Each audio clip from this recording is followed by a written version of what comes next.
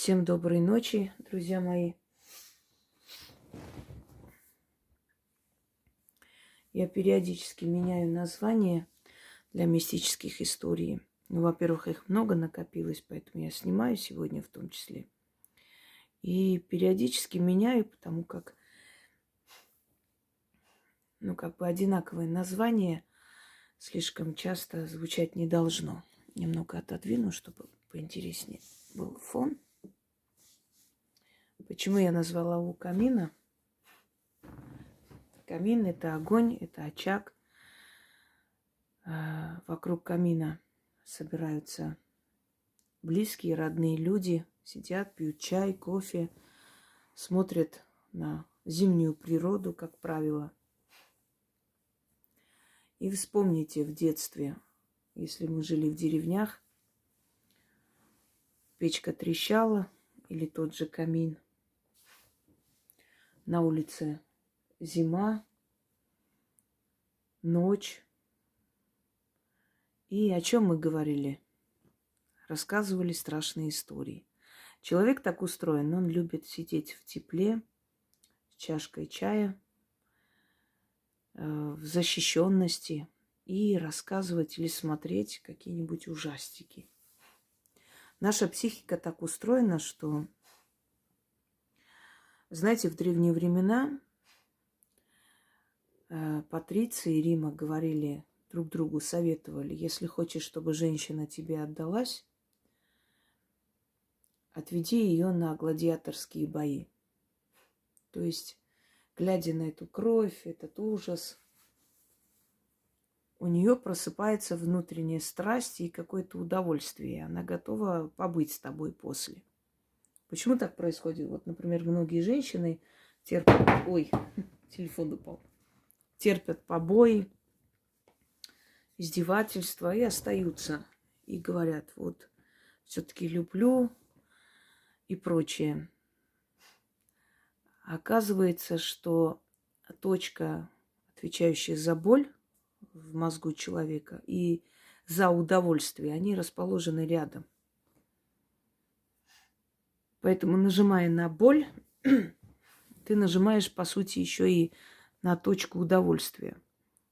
И вот боль, страх, ужас, они расположены, эти точки, рядом. Поэтому, когда мы слушаем мистические истории, смотрим какие-то страшульки, у нас начинается внутреннее удовольствие, удовлетворение от того, что мы в тепле, в защищенности, у нас все хорошо, а где-то там что-то страшное происходит, но это не с нами. Быть может, человек больше ценит свою жизнь, свою безопасность. Правильно? Мы обычно, когда вот по этим лестницам уже сколько раз сегодня кто-то поднимается. Мы обычно, когда сравниваем с жизнью других, с тяжелой жизнью, тяжелой судьбой, мы ценим свою жизнь и судьбу больше, потому что мы понимаем, что у нас этого нет. Что у нас, в принципе, все хорошо. Меня раздражают уже эти шаги по дому. Я на днях кое-кого снимала с человека, если можно так сказать. Я подозреваю, что он где-то здесь. Ну ладно, я его потом выгоню сейчас. Не страшно. И сейчас мы будем у камина, сидя, говорить о мистике. Я буду читать мистические истории наших зрителей, объяснять, почему, к чему это пришло в их жизнь. И, быть может, у кого-то есть похожая ситуация или не похожая, можете поделиться. Но пишем Яне в будние дни до 10 вечера. Еще раз напоминаю. Поехали. Здравствуйте, уважаемые Яна и Инга. Если можно, может быть, Инга сможет прояснить, что это значило. Так. Я не знаю, как это назвать. Это было происшествие с нашей соседкой. Пожилая женщина, жила одна, болела и угасала. У нее 2 детей. Дочь живет в этом же поселении недалеко, а сын за 250 километров. Дочь за матерью не ухаживала, не приходила. Сын приезжал 2 раза в месяц, помогал порядок навести. Когда соседка умерла, похоронив ее, на второй день понесли завтрак на кладбище, на ее могилу. Здесь так готовят и делают. И тут внезапно появилась большая ядовитая змея и стала кидаться на ее детей. Получилось так, что укусила ее дочь. После укуса начался отек и ухудшение. Начала задыхаться. Начали отказывать почки. Вызвали скорую, отвезли в больницу, ее дочь спасли. После в ее доме сын дважды находил ядовитых змей. Что это было? Что это значит? Пожалуйста, проясните. Дело в том, что мертвые могут использовать, они могут использовать энергию живых существ, кошек, собак, птиц, и с помощью них явиться к живым и показать свое негодование или симпатию, или наоборот. Был такой случай, когда погиб молодой парень. Он такой зажигательный, то есть выходец из Северного Кавказа, все время танцевал лезгинку, все время такой весь энергичный. И он погиб.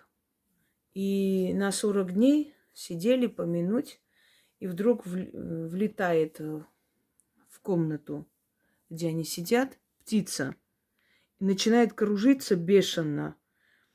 Значит, летать, делает какие-то выкрутасы. И один из них говорит, такое ощущение, что это он пришел.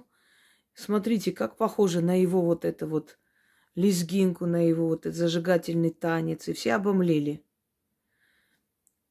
Они используют силу, энергию живых существ, чтобы показать либо свое негодование, либо предупредить о чем-либо. Почему змея кидалась на ее детей? Конечно, есть люди, которые иногда заслуживают вот эту смерть в одиночестве, чтобы стакан воды некому было подать. Потому что когда этим детям нужна защита, быть может, мать, например, предпочитала защищать своего алкоголика мужа, а не детей. Поэтому судить детей, знаете, иногда там, ой, бедный старик, а дети не помогают. А что этот бедный старик вытворял в свое время, никто не помнит. Может быть так, а быть может, просто дети сами по себе такие, и как бы не было внимания к матери. Когда после похорон они пошли туда, вот почему на дочь кинулась змея, а не на сына, потому что сын приходил и ухаживал за ней, помогал ей более-менее как мог. А дочь, которая жила рядом, не заходила.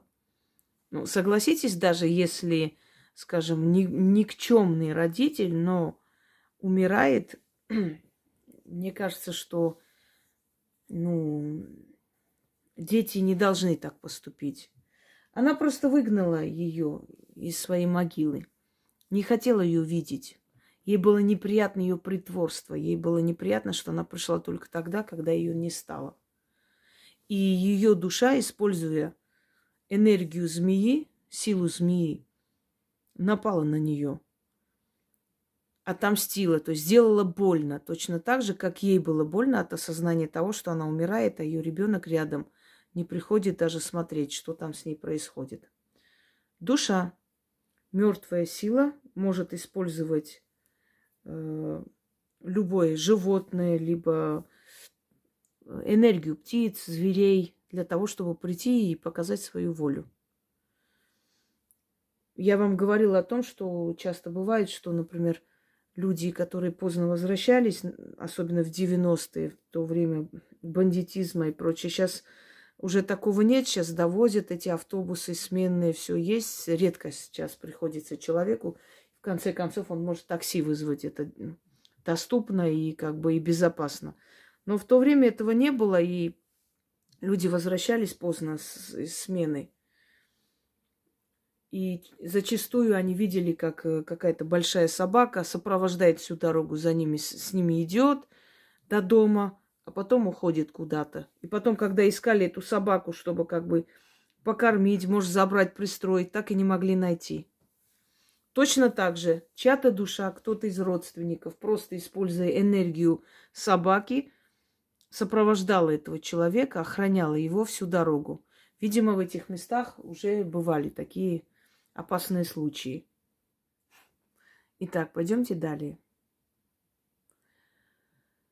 Добрый вечер, уважаемые Инга и Яна. Разрешите мне рассказать не столько мистические истории, несколько, написано неправильно, вот я и читаю. Волнуюсь, извините, пожалуйста, если будут ошибки. Вот, уже есть ошибки, но ничего страшного. Мы жили в деревне, это было 80-е годы, жили бедно. В те годы, чтобы заготовить дрова, надо было закупать делянку, надо было идти в лесничество и оплатить, но денег не было дома. И до зарплаты было далеко. Я тогда ходила в первый класс. Папа спрашивал у соседей, чтобы взять в долг. Потом вернуть, когда получит деньги. Но, увы, ни у кого денег не было. А может, и одолжить не хотели. Папа очень расстроился, а в лесничестве не хотели ждать. Был сентябрь. Была очень теплая погода. Не было даже ветра. Я гуляла с соседскими девочками на улице. Мне очень было жаль папу. Я, шурша листьями под ногами, подкидывала их вверх и говорю шепотом, чем я могу ему помочь. Сказала, чтобы никто не слышал. И вдруг подул ветер, не сильный, и ко мне, к ногам, этот ветерок вместе с листьями принес 5 рублей. Это было тогда большие деньги для нас. Я обрадовалась и побежала к папе, отдала ему их. Он долго не верит, что я их нашла, пока девочки-соседки не подтвердили, что это точно я нашла. Папа был строгим, не любил, когда его обманывали. Вы знаете, Вселенная нас слышит. Я хочу вам сказать, что те мужчины, которые хорошо относятся к женам, к дочерям, к сыновьям, неважно, к своей семье, этим мужчинам мироздание помогает. Вот смотрите, удачливые мужчины – это те, кто любит, уважает свою жену. Как правило, очень уважительно к ней относится, очень уважительно о ней говорит, очень трепетно к ней относятся. И, как правило, такие мужчины, они очень удачливые. Я помню в детстве такой, в юности такой случай, когда приехали к нам в гости, и муж с женой, молодые, наверное, моего сейчас возраста, и жена очень сильно заикалась. И он с такой нежностью все время ее обнимал, целовал, когда она переживала, волновалась, и у нее начиналось сильное заикание. Он просто ее успокаивал, так, знаете, ненавязчиво. И она успокаивалась и начинала говорить лучше. И мне вот это запомнилось, что человек с таким уважением, трепетом относился к ней, что, понимая ее недуг, тут же кидался ей помогать. И очень удачливый человек, очень в жизни, то есть многого добился. Потому что когда в семье мир, когда в семье любовь, то эта энергия притягивает и достаток, и нужных людей, нужные знакомства. И человек всего добивается. Вы очень хотели помочь своему папе, который был хороший человек. То есть, если бы он был плохим человеком, да, то есть ему никак ниоткуда не пришла бы помощь. Но настолько вы хотели ему помочь, потому что вы видели, что он для вас старается, что Вселенная вас услышала. Так что ничего удивительного. Эти деньги просто могли найти другие люди. Они уже были там. Естественно, они сами по себе не нарисовались и не создались тут же. И никто с воздуха их не кинул. Они уже были там. И вас просто привели туда, к этим деньгам. Вы настолько хотели помочь отцу, что вот вас привели к этим деньгам и практически дали вам в руки. И могу вам еще посоветовать, что когда вам в жизни для вас ничего не дается, попросите ради своих детей. Вот вы видите, что ни в какую ничего не получается, не дают вам силы. Вы попросите ради своих детей. Помогите мне ради моих детей. Для моих детей я хочу это сделать. Дайте моим детям эти деньги. И вы увидите, как быстро вам это дадут. Ради другого попросить, то есть имеется в виду ради родных стараться, если старается человек, ему быстрее дают, чем даже ради себя. И в жизни так. Мы кого-то можем устроить на работу, за кого-то можем пойти поговорить, кого-то можем защитить. Когда дело касается нас, нам неудобно. Согласны? Вот почему. Начнем. Здравствуйте еще раз, уважаемые Яна и Инга. Хочу поделиться мистическими историями, происходящими в доме. На протяжении 25 лет, как мы в нем живем, постоянно происходят странные вещи. Часто слышу шаги на крыше, чердаке, тяжелые, как мужские. Они доходят до входной двери, останавливаются. Либо как прыгнет кто-то над потолком. В основном это в ночное время. Никто, конечно, не может ночью ходить по чердаку. Еще было пару раз то, что объяснить не можем. Дочь с внуком легли в комнате, где давно умерла моя мама. И вдруг будто кто-то поднял диван. Вместе с ними опять опустил с грохотом. Внук был маленький, сразу проснулся и заплакал. Прошло время, я решила там лечь. И меня подняли с диваном и опустили. Что это было, мы так и не поняли. Еще были раньше случаи, я сплю и просыпаюсь от того, что кто-то лежит на моих ногах. Домашних животных нет. Как-то я проснулась посреди ночи и вижу, рядом лежит мужской силуэт. Я соскочила, и спала с телевизором, потом был раз как-то пробежал по постели. И в заключение хочу рассказать происшедшем после ритуала. Продаю дом, 3-й год, решила сделать ритуал «Совет с того света», безмолвная магия. И мысленно задаю вопрос: папа, что или кто мешает мне продать дом? И снится сон не мне, а дочке. Как она рассказала, это был сон-явь. Будто она спала и в то же время, как видела все со стороны. Словно мы все лежим в комнате, а на кухне шаги, грохот, и тут шаги идут к нам. И дочь видит, как она лежит. Я сижу у нее в ногах, и за моим плечом сидит Яхве, один в один, как был у нас, у вас в заставке ролика, и ухмыляется. И во сне дочь понимает, что это он или некая сущность мешает нам в продаже. Это, скорее всего, так и есть, потому что все бегут из дома, и не только покупатели, но и риэлтор исчезал. Конечно, делала чистки дома, изгнать дух захмат, продажу и так далее. Я вам объясню, у вас не закопана икона где-нибудь под входом или, может быть, внутри стены, икона, христианская атрибутика, крест, что-то в этом роде. Потому что если ей привиделся Яхве, это значит намек на то, что христианская атрибутика, она там закопана, что-то такое заговоренное, и оно не дает, просто не отпускает, не дает продать дом. Что касается того, что шаги вы слышите, кто-то прыгает, бегает, это домовой. Это ваш дух дома, но он к вам плохо относится, он вас не любит. Вам нужно задобрить этого домового для начала, подружиться с ним, а после уже попытаться продать дом. Подружитесь с домовым, принесите ему подношение, сделайте ему, пусть на чердаке какую-нибудь, отнесите там какую-нибудь коробочку, не знаю, плетенку, положите туда сладости, налейте молока. Сначала подружитесь с домовым, потому что если домовой к вам хорошо относится, он может исполнить вашу просьбу. А потом попытайтесь уже делать ритуалы на продажу дома. Но перед этим подумайте, где могли быть закопаны или захоронены, или замурованы христианские атрибуты, и там есть, скорее всего, что-то такое, как оберег этого дома. Ну, для оберега делали, но он на самом деле удерживает, закрывает все пути и дороги всех людей к этому дому. Понимаете, он не дает, он как закрыл этот дом от всех и сделал его зловещим. Не продается никак, собственно говоря. Вот поэтому Яхве и пришел. что намек на христианскую атрибутику. Что касается того, почему он вас поднял с диваном, это его излюбленное место. Если домовой какое-то место, знаете, полюбил, вот взлелеял какое-то место, вам там делать нечего.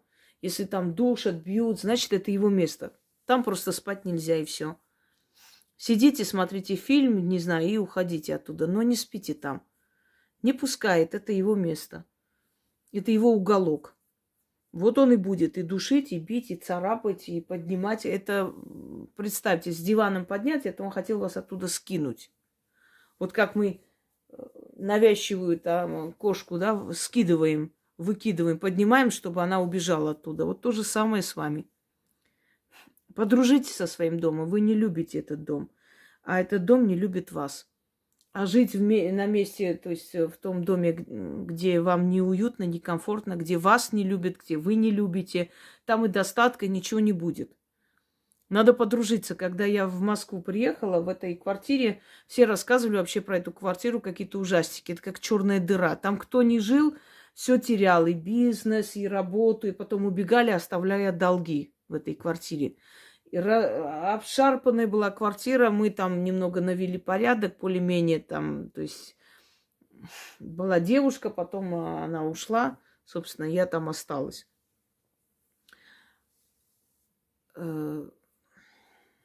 Но я поняла, что с этой квартирой надо подружиться.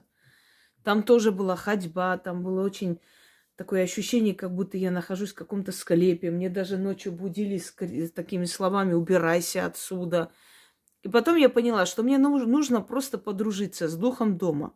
Я такой человек, что я не люблю переезжать туда-сюда. Вот есть люди, которые, спокойно переезжают с одного места на другое.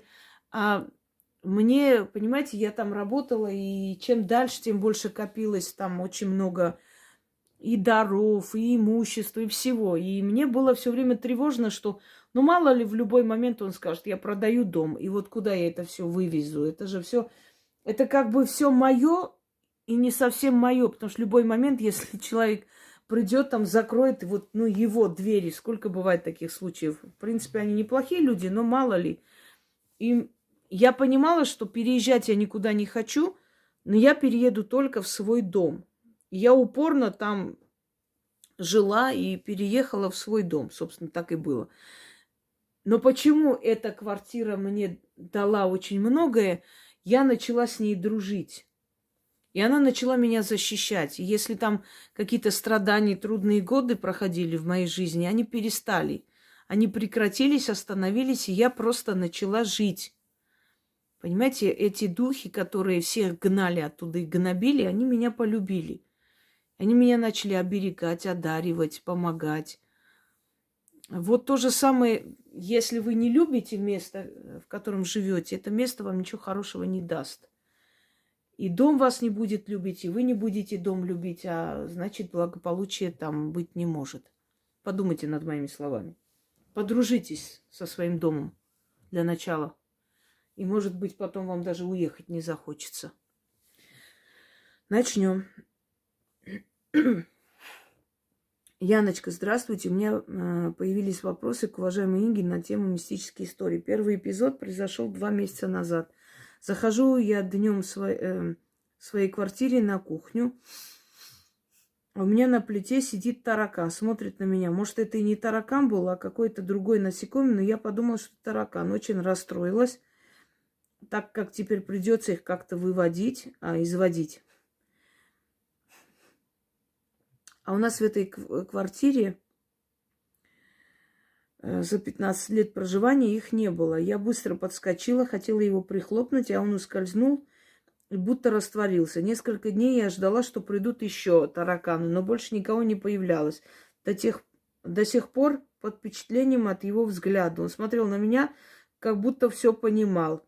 Кто это мог быть, или я себе напридумывала. Мог ли, например, домовой явиться в таком обличии?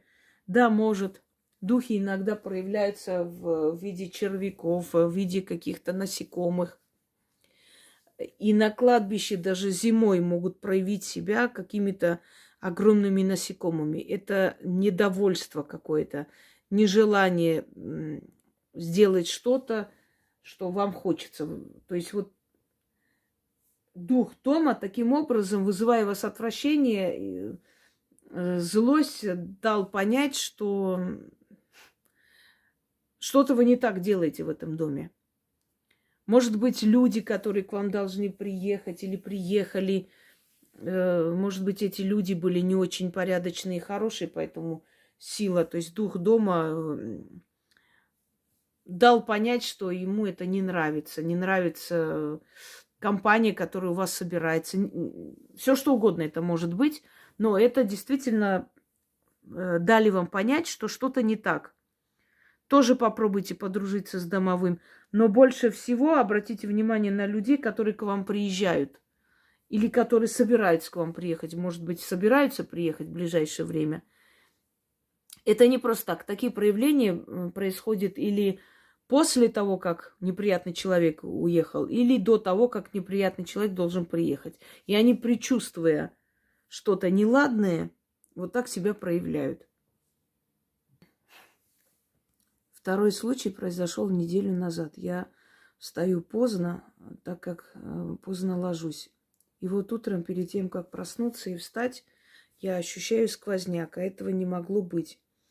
А потом кто-то начал сильно меня толкать за шею. То ли хотели, чтобы я встала, то ли что-то хотела мне сказать. Я очень сильно испугалась, не могу забыть это ощущение. Если в доме сквозняк, вот внезапно ветер и начинает душить, это означает, что какой-то портал у вас дома открылся, но не всегда это надолго, это иногда бывает на время. Понимаете, духи, они перемещаются в пространстве. Ой, опять телефон. Они перемещаются в пространстве и проходят сквозь наше пространство, сквозь наши стены и то место, где мы живем. И в этот момент мы можем увидеть их иногда. Тени проходят. Вот сидишь там на кухне, чай пьешь, а потом тень прошла какая-то.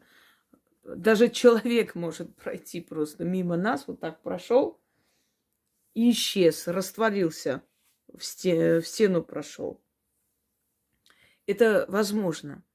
У нас бывают и такие сильные дни, бывают необычные дни, бывают какие-то древние праздники, когда открывались врата, и духи могли более быть активны вокруг нас и прочее. Во время войн так бывает, когда очень много погибших, не нашедших покой душ, они начинают вокруг нас ходить, и, собственно говоря, мы ощущаем их присутствие.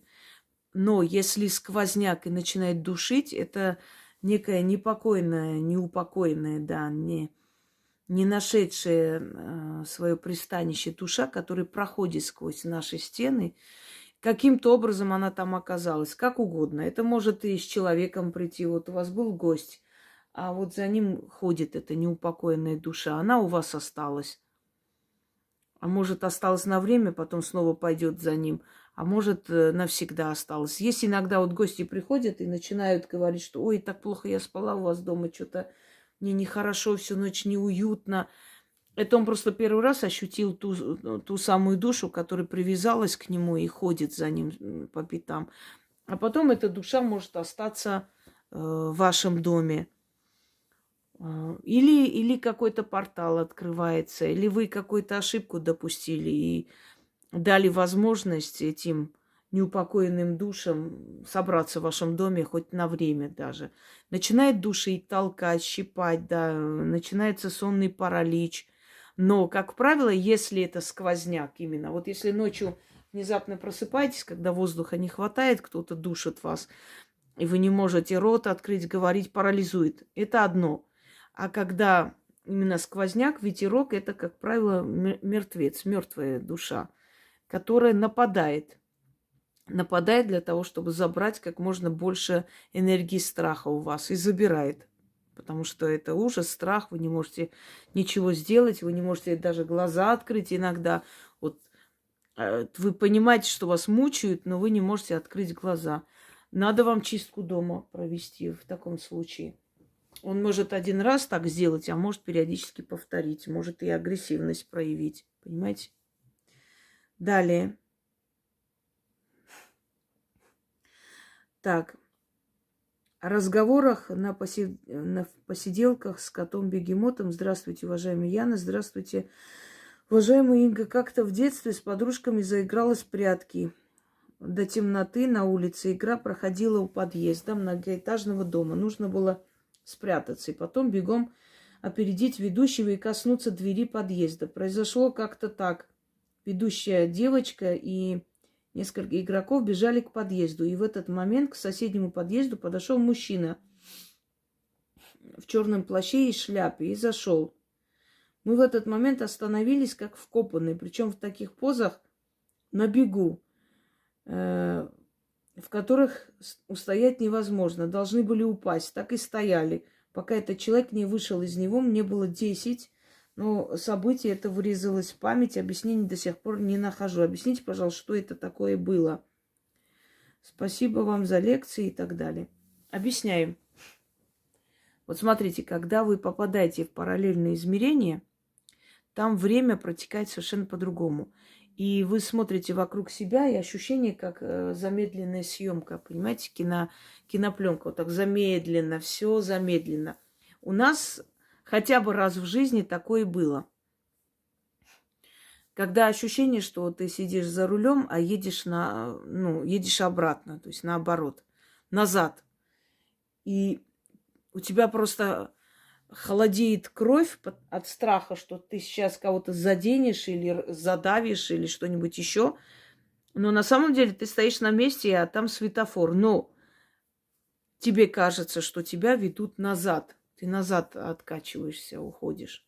Это первый момент. Бывает иногда, что человек вышел на улицу, ему показалось, что местность совершенно незнакома. Вот он вышел со двора своего, как обычно, смотрит, а там какие-то другие дома. Это доли секунды. Но ощущение, как будто целый час смотрел на все эти преломления временные, хрономиражи их называют. То есть наше пространство запоминает, что у нас было вокруг, то до того, как мы там жили, и эту картину сохраняет в памяти, а потом в какой-то момент мы это видим. Далее вы ходите с остановки, смотрите вокруг, и такое чувство, как будто люди медленно передвигаются, все вот замедленная съемка, как в аквариуме, ничего не понятно, все какие-то шумы, пару секунд, а потом вы очнулись, поняли, что все хорошо и нормально. И когда это происходит? Когда человек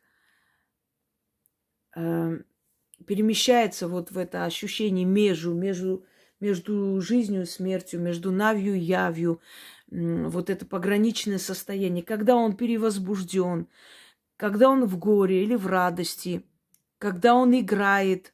Ведь вы же играли, бегали, прыгали, чтобы успеть, кто там добежит. Это же как бы игра на перегонки, и кто не успеет, тот проиграл. Это вот время, когда вы в перевозбужденном состоянии таком, и в это время вы можете видеть потусторонний мир. Не всегда, конечно, но зачастую так бывает. Ну, например, человек узнал о смерти близкого, вышел на улицу и, не помня себя, идет по улице, вот просто вот не понимая, куда он идет, что, и вдруг он попадает в какое-то непонятное место. Старые дома, значит, эти фаэтоны разъезжают, он не может понять, что происходит, ему кажется, что он попал в какое-то место, где снимают фильм, площадку, да, киноплощадку, а потом это исчезает, тут же машины появляются, люди в современных одеждах.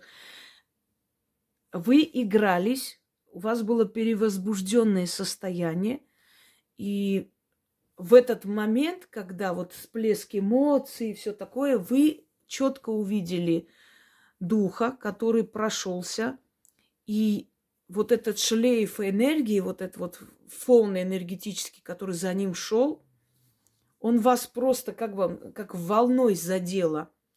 И время пошло по-другому. Вы поэтому и застряли в этих позах, потому что время вы переместились в другое измерение, находясь в этом мире. Он просто как бы заморозил это время, понимаете, парализовал этот момент. Вот как «остановись в мгновение, ты прекрасна». Это не просто так сказано. Это мгновение остановилось. Время протекает по-другому рядом с духами. Совершенно по-другому. Именно поэтому люди, например, которые вот шагнули внезапно на трассу, вот проходя, да, шагнули и смотрят. У меня было такое, я смотрю смерти в глаза просто.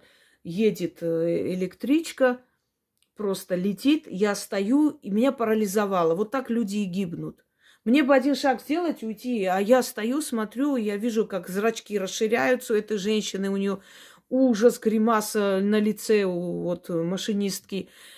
А я не могу никуда двигаться, я как будто меня парализовало, прям вкопанная стою, и я чувствую, как просто вот рука мужская такая мощная, сильная рука вот так схватила меня за шиворот и оттащила просто. И вот сантиметр этот проехал трамвай, задел куртку, прям черная была, ну просто куртку и все.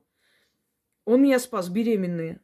Я просто вышла с экзамена, какая-то вся взъерошенная, уставшая, там мучила меня эта баба. И я в таком состоянии вот непонятном, то есть уставшем, вот тоже так пограничном состоянии, шла домой.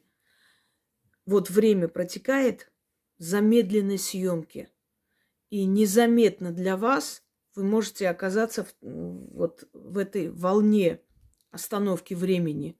И вы оказались. Это была какая-то сила. И наверняка после появления этого черного существа, наверняка после появления у этих соседей какое-то несчастье случилось. Может кто-то умер и так далее. Просто так они не появляются, собственно говоря. А теперь хочу показать вам несколько фотографий мистического характера. Смотрите сюда. Пожар в доме. Смотрите, лицо, ну, как черт. То есть вот такое вот рогатое существо, да? Уши, лицо, глаза, даже щеки видно. И рога. Некое такое вот потустороннее существо, которое это реально вот видно просто, что тут даже фантазию напрягать не нужно. Следующая фотография хочу вам показать. Сейчас покажу и, собственно, на этом ограничимся на сегодня, пока вы прослушаете. Вот. Вот смотрите. Видите лицо человека? Вот. Но здесь не одно лицо. Здесь еще есть лицо. Вот смотрите. Вот как дедушка старый. Еще и как руки, когти. Смотрите, как когтями, как что-то ест. Вот смотрите. Вот бородатый такой. Бородатая голова лысая. И как будто что-то держит. Оно более четко видно, я бы сказала, даже, чем вот это лицо. Хотя это лицо тоже видно. Это старый дом, видимо. Хоть он и переделанный, там что-то там еще, но старый дом. Видите? Вот такие съемки, да, я потом соберу и сделаю альбом. Это реальность. Это действительно видно, что это потусторонние сущности. Все, друзья мои, на сегодня достаточно. У меня сегодня очень много дел. Пойду займусь делами. Пока это загрузится, просто очень много отправляют историй, поэтому я решила все же загрузить их. Всем удачи!